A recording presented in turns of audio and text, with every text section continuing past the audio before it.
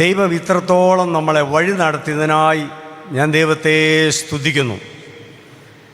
40 വർഷം ഈ 2025 ആതുര സേവനത്തിലും കർത്താവിൻ്റെ വയൽ പ്രദേശത്തും ഒരുപോലെ അധ്വാനിപ്പാൻ ദൈവം കൃപ ചെയ്തതിനായി ഞാൻ ദൈവത്തെ സ്തുതിക്കുന്നു. അത് എൻ്റെ കഴിവ് മാത്രമല്ല, നിങ്ങളുടെ ഓരോരുത്തരുടെയും പ്രാർത്ഥനയാൽ മാത്രം. ഏതാനും മാസങ്ങൾക്ക് മുമ്പ് കപ്പഡോഷ്യയും എഫേസസും ഒക്കെ ഒന്ന് കാണാൻ ദൈവം ഇട നൽകി. വരുന്ന വഴിക്ക് മഞ്ഞ് നിറഞ്ഞ ഏക്കർ കണക്കിനുള്ള ഒരു സ്ഥലം കണ്ടു. ഞാൻ ചോദിച്ചു, ഈ ചൂടത്ത് മഞ്ഞുണ്ടോ? അവർ എക്സ്പ്ലെയിൻ ചെയ്തു, സാറേ ഇത് സോൾട്ട് ലേക്കാണ്, ഇത് ഏക്കർ കണക്കിന് സോൾട്ട് പ്രൊഡക്ഷൻ നടന്നിരുന്ന സ്ഥലമാണ്. ഞങ്ങളൊന്ന് ഇറങ്ങി കണ്ടു. അന്നൊരു കാലത്ത് ഡോളറിന് പകരം സോൾട്ട് കൊടുക്കുമായിരുന്നു. വളരെ പ്രൊഡക്ഷനുള്ളൊരു സ്ഥലമായിരുന്നു. പക്ഷേ ഇന്നത്രയും പ്രൊഡക്ഷൻ ഇല്ല. ടൂറിസ്റ്റുകൾ അവിടെ പോയി ചവിട്ടി മെതിച്ച് ഇങ്ങനെ നടക്കും. ഞാൻ ആ സോൾട്ടിൻ്റെ ഒരു അംശം എടുത്തുനിന്ന് വായിൽ വെച്ചപ്പോൾ അതിന് ഒട്ടും തന്നെ ഉപ്പ് രസമില്ല. ഇന്നത്തെ ചിന്താവിഷയം Gospel of Matthew chapter 5 verse 13 and 14. You are the salt of the earth. നിങ്ങൾ ഭൂമിയുടെ ഉപ്പാകുന്നു. ഉപ്പ് രസം നഷ്ടപ്പെട്ടാൽ മനുഷ്യൻ ചവിട്ടിക്കളയുന്ന അന്തരീക്ഷത്തിലേക്ക് വരും. You are the light of the world. നീ ലോകത്തിൻ്റെ പ്രകാശമാകുന്നു. ഇത് രണ്ടും ഒരു കാര്യം നമ്മളെ ഓർപ്പിക്കുന്നത്, ദൈവത്തിൻ്റെ നാമം മഹിമപ്പെടുവാനായിട്ടാണ്. ഞാൻ 2 പ്രപ്പോസൽ നിങ്ങൾക്ക് വേണ്ടി തരികയാണ്. ഒന്ന്, കർത്താവായ യേശു ക്രിസ്തുവിനെ കുറിച്ചുള്ള സുവിശേഷം നിങ്ങൾ നിർത്താതെ അറിയിക്കുന്നുവെങ്കിൽ ഉപ്പിൻ്റെ രസം നഷ്ടപ്പെടുകയില്ല. 1985 എൻ്റെ കർത്താവായ യേശു ക്രിസ്തുവിനെ സ്വന്തം രക്ഷിതാവായി ഞാൻ സ്വീകരിച്ചു. അന്ന് എൻ്റെ കൂടെ പ്രവർത്തിച്ച ഒരു ഡോക്ടർ ഗോവിന്ദ് എന്ന് പറയുന്ന ബൽഗാമിൽ നിന്ന് ഹൗസ് സർജൻസി ചെയ്യുവാൻ എൻ്റെ കൂടെ വന്ന് ജോലി ചെയ്ത ആ നാൾ ഞാൻ ഓർക്കുന്നു. സുവിശേഷം അറിയിക്കുവാനായി എനിക്ക് സാവകാശം കിട്ടിയില്ല. പക്ഷേ ഏതാനും ദിവസം കഴിഞ്ഞപ്പോൾ അവൻ ഞങ്ങളുടെ ജോലിയിൽ നിന്ന് വിരമിച്ചു. മെഡിക്കൽ സൂപ്പറിനോട് ഞാൻ ചോദിച്ചു, എന്താ സാറേ ഇപ്പോൾ ഡോക്ടർ ഗോവിന്ദനെ കാണുന്നില്ലല്ലോ എന്ന്.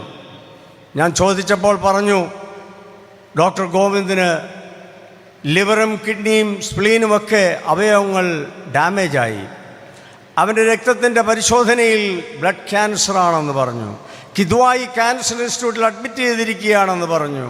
അന്ന് രാത്രിയിൽ തന്നെ ഞാൻ ആ കിദ്വായി ക്യാൻസർ ഇൻസ്റ്റിറ്റ്യൂട്ടിലേക്ക് ഒന്ന് കടന്നുപോയി.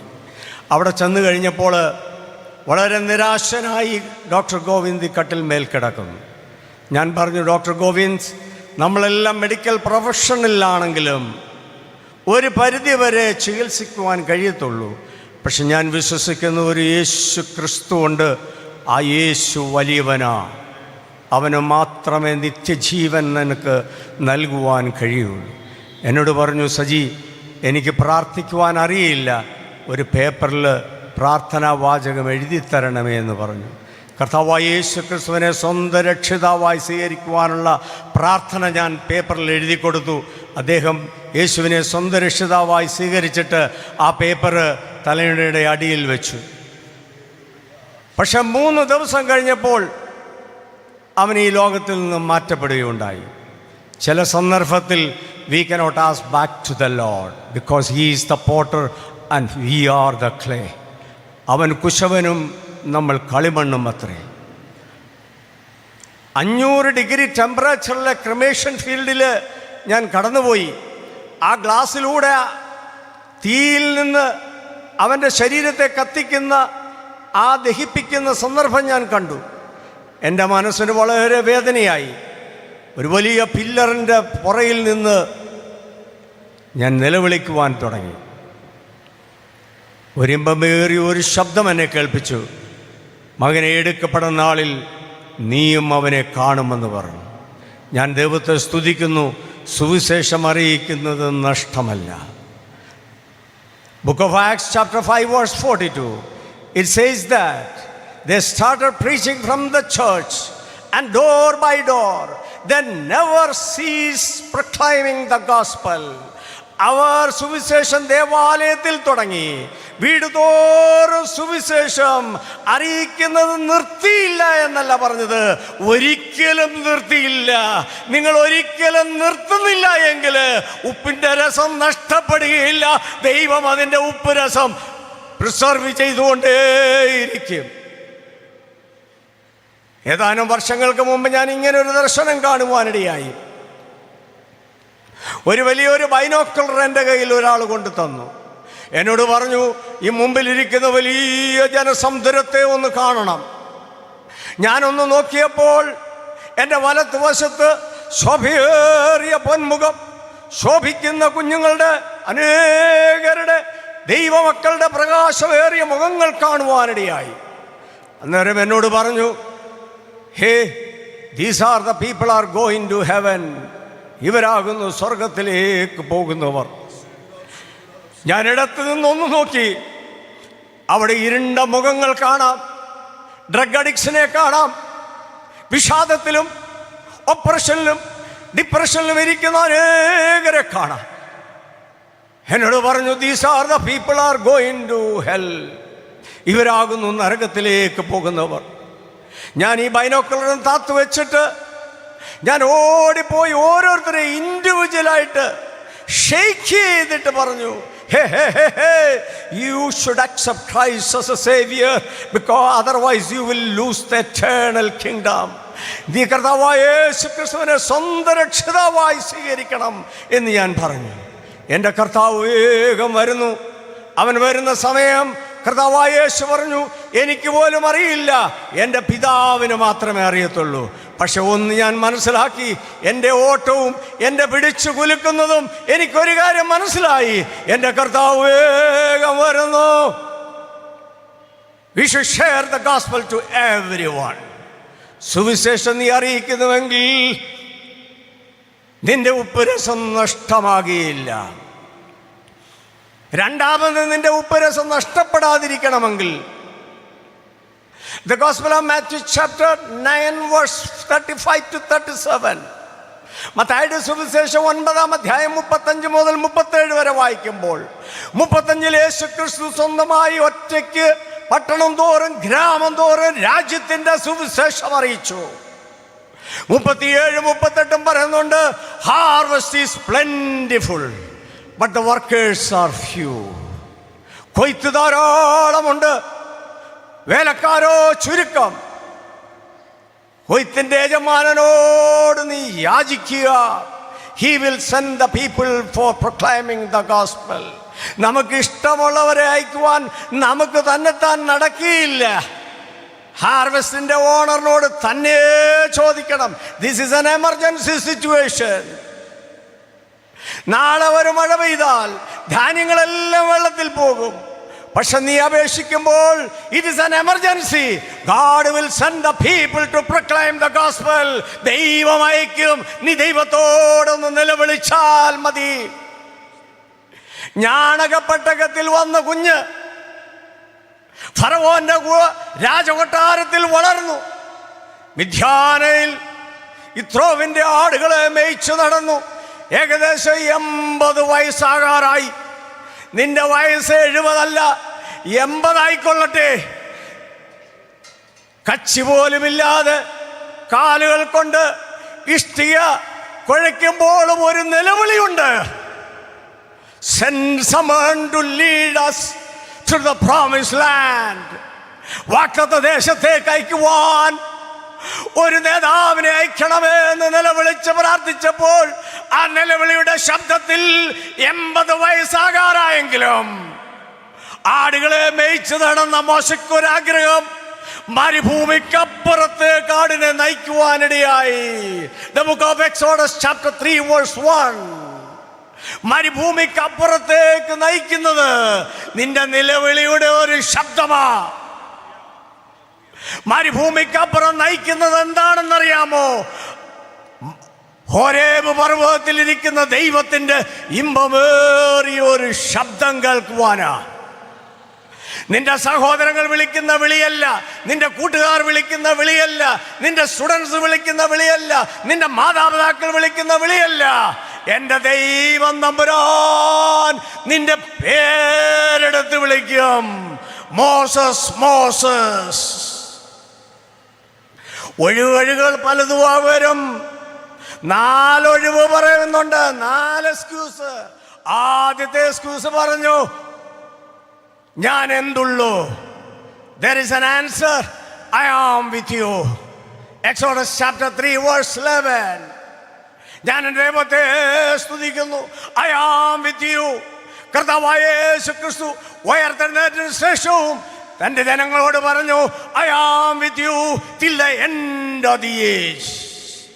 നിനക്ക് കഴിവില്ലെങ്കിലും കഴിവിനൊത്തവണ്ണം എൻ്റെ ദൈവം നിന്റെ കൂടെയുണ്ട് സുവിശേഷം അറിയിക്കുവാൻ. രണ്ടാമതൊരു ചോദ്യം, എന്നെ അയച്ചവൻ്റെ പേരെന്തെന്ന് ചോദിക്കുമെന്ന്. അവിടെയും ദൈവോടനെ ഉത്തരം നൽകി, I am that I am. പുറപ്പാടിന്റെ പുസ്തകം 6:3 ഇപ്രകാരം പറയുന്നു,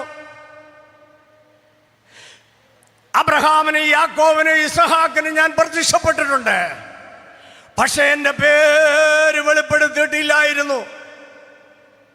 നിന്റെ നിലവിളിയുടെ ശബ്ദത്തിൽ എൻ്റെ ദൈവത്തിൻ്റെ പേര് നിനക്ക് വേണ്ടി വെളിപ്പെടുത്തുവാൻ ഈ പന്തലിലേക്ക് ദൈവം ഇറങ്ങി വന്നിരിക്കുക. ദൈവം നിന്നെ വിളിച്ച് വേർതിരിക്കുമ്പോൾ നോ എക്സ്ക്യൂസസ്. ദൈവം നിന്നെ സുവിശേഷം അറിയിക്കുവാൻ പല സ്ഥലങ്ങളിലായി ദൈവം വിടും. ഞാൻ ദൈവത്തെ സ്തുതിക്കുന്നു. അടുത്ത ഒരു ചോദ്യം വന്നു, എന്നെ അയക്കുന്നവൻ ശക്തിമാനാണോ എന്ന് ചോദിക്കുമെന്ന്. പുറപ്പാടിന്റെ പുസ്തകം 4:1, 2 ഇപ്രകാരം ദൈവോടനെ അടുത്ത answer, what you have in your hand. നിന്റെ കരത്തിൽ എന്തുണ്ടെന്ന് ചോദിച്ചു. വടിമേലൊരു ശക്തിയില്ല, പക്ഷെ വടിയുടെ കൂടെ ഒരു മുൾപ്പടർപ്പിൽ ഇറങ്ങിയ ഒരു ദൂതൻ നിന്നൊക്കെ മുൻപായി നടക്കും. നിന്റെ വടിയുടെ ശക്തിയാൽ വെള്ളത്തെ 2ആയി മാറ്റി, നനഞ്ഞ പ്രതലം മാറ്റി ഉണങ്ങിയ നിലത്തോടെ വാഗ്ദത്ത ദേശത്തേക്ക് നടത്തിക്കുവാൻ to the lead the people ദൈവം നിന്നെ അയച്ചിരിക്കുന്നതിനായി ഞാൻ ദൈവത്തെ സ്തുതിക്കുന്നു. ദൈവം എത്ര വലിയവൻ. 1999 ഞാൻ 5 വർഷം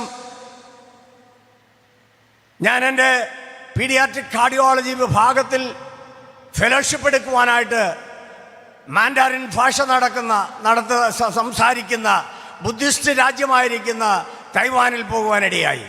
അവിടെ 3 വർഷത്തോളം ഞാൻ ഇവാഞ്ചലിസം കോർഡിനേറ്ററായിരുന്നു. മാസത്തിൽ ഒരിക്കൽ ജയിൽ സന്ദർശിക്കുമായിരുന്നു. ഒരു പ്രാവശ്യം സിവിൽ ജയിലിൽ ഞങ്ങൾ കടന്നുപോയി.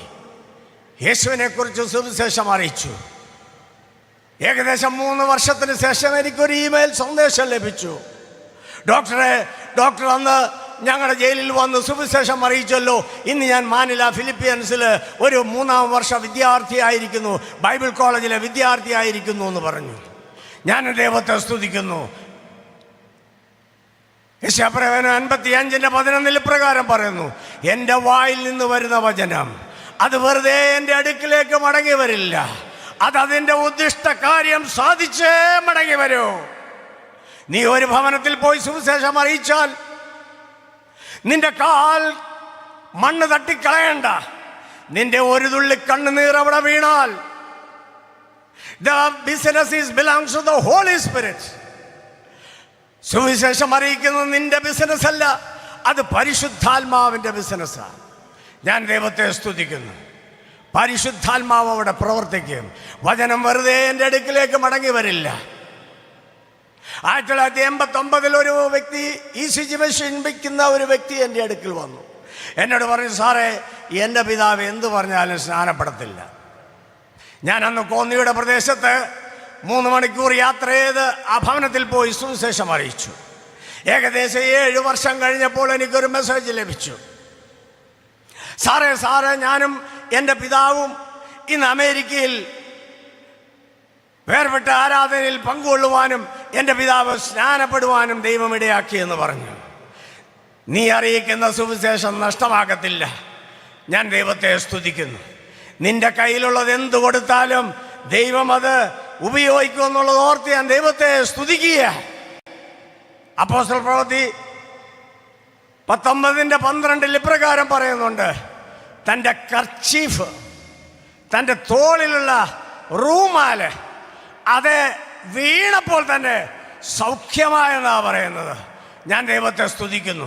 എൻ്റെ ദൈവത്തിൻ്റെ ക്ലോക്കയിലൊന്ന് തൊട്ടപ്പോൾ 12 വർഷമായി ബ്ലീഡിങ് ഡിസോർഡറുള്ള സ്ത്രീക്ക് ദൈവം സൗഖ്യം കൊടുത്തെങ്കിൽ നിന്റെ കയ്യിലുള്ളതിനെ മാനിക്കുന്ന ദൈവമാ.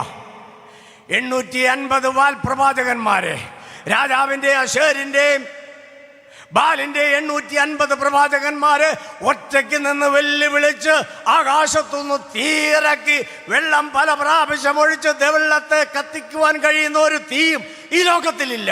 പക്ഷെ ദൈവത്തിൻ്റെ തീയിറങ്ങി പറ്റിച്ചു കളഞ്ഞ ഏലിയാവിന് ഒരു നിമിഷം നിരാശയിൽ പോകേണ്ടി വന്നു. ഇസബേലിനെ പേടിച്ച് ചൂരച്ചെടിയുടെ തണലിലായിരുന്നപ്പോഴും ദൈവത്തിൻ്റെ മക്കൾക്ക് പോലും ഇപ്പോൾ മതി കർത്താവേ, എൻ്റെ ജീവനെ എടുത്തുകൊള്ളണമെന്ന് ചോദിക്കും. പക്ഷെ നിങ്ങളൊരു കാര്യം മനസ്സിലാക്കണം, ദൈവത്തിൻ്റെ പ്ലാനും പദ്ധതിയിലുമുള്ളതാണ് ചില നിരാശകൾ. ആ നിരാശയുടെ നടുവിൽ ഹോരേബ് പർവ്വതത്തിലേക്ക് നിന്നെ കൊണ്ടുപോകുവാനാണ്. അവിടെയും വേറെ ഒരു ശബ്ദം നിന്നെ കേൾപ്പിക്കും, ഏലിയാവേ ഏലിയാവേ എന്ന് വിളിക്കുവാൻ. തൻ്റെ ജീവിതത്തിൽ പല സാധനങ്ങളുണ്ടായിരുന്നു, പക്ഷെ ഒന്നും എടുത്തില്ല. പക്ഷെ ഒരു കാര്യമുണ്ടായിരുന്നു, തൻ്റെ തോളിലൊരു പുതപ്പുണ്ടായിരുന്നു. ആ പുതപ്പ് ആ ഹോരേബ് പർവ്വതത്തിൽ ചെന്നപ്പോൾ ആ പുതപ്പിനൊരു ശക്തി വരുവാൻ ദൈവം ഇടയാക്കി. മീനിൻ്റെ വലയെറിയുന്നത് പോലെ ആ പുതപ്പൊന്ന് എലിശയുടെ ദേഹത്തൊന്ന് വീണതേ ഉള്ളൂ. വലിയ സുവിശേഷമൊന്നും പറഞ്ഞില്ല. പരിശുദ്ധാത്മാവ് നിന്നെ തൊട്ടാലുണ്ടല്ലോ ദൈവം പ്രവർത്തിക്കും. നിന്റെ കയ്യിലുള്ളത് എന്ത് എന്ന് ഈ പകൽക്കാലം ദൈവം നിന്നോട് ചോദിക്കുന്നു. What you have, give it to the Lord. സുവിശേഷം അറിയിച്ചാൽ ദൈവം നിന്റെ ഉപ്പുരസത്തെ നഷ്ടപ്പെടുത്താതെ ദൈവം സൂക്ഷിക്കുക. ഞാൻ ദൈവത്തെ സ്തുതിക്കുന്നു. എൻ്റെ കർത്താവിനെ ഒന്ന് തൊട്ടാൽ സൗഖ്യമാകും. കർത്താവ് നിന്നെ തൊട്ടാൽ സൗഖ്യമാകും. മഞ്ചൽ മേലൊന്ന് തൊട്ടതേ ഉള്ളൂ, മഞ്ചൽ ഉള്ളിലുള്ളതിന് ജീവൻ കൊടുക്കുവാൻ ദൈവത്തിന് കഴിഞ്ഞു. മഞ്ചലിന് ശക്തിയില്ലെങ്കിലും ആ മഞ്ചൽ ഉള്ളിലിരിക്കുന്ന ജീവനെ ഉയർത്തുവാൻ ദൈവത്തിന് കഴിയും. ദൈവമക്കളെ, ഞാൻ ദൈവത്തെ സ്തുതിക്കുന്നു. അപ്പോസ്തല പ്രവൃത്തി 5:14 ഇപ്രകാരം പറയുന്നുണ്ട്, തൻ്റെ ഷാഡോ, തൻ്റെ നിഴൽമേൽ ഒന്ന് വീണാൽ സൗഖ്യം കിട്ടണമേ എന്ന് പ്രാർത്ഥിച്ചു. നിന്റെ കയ്യിലൊന്നുമില്ലെങ്കിലും നീ നടന്നു പോകുമ്പോൾ ഒരു ഷാഡോ ഉണ്ട് ദൈവമക്കളെ. That is an ഇൻബിൽറ്റഡ്.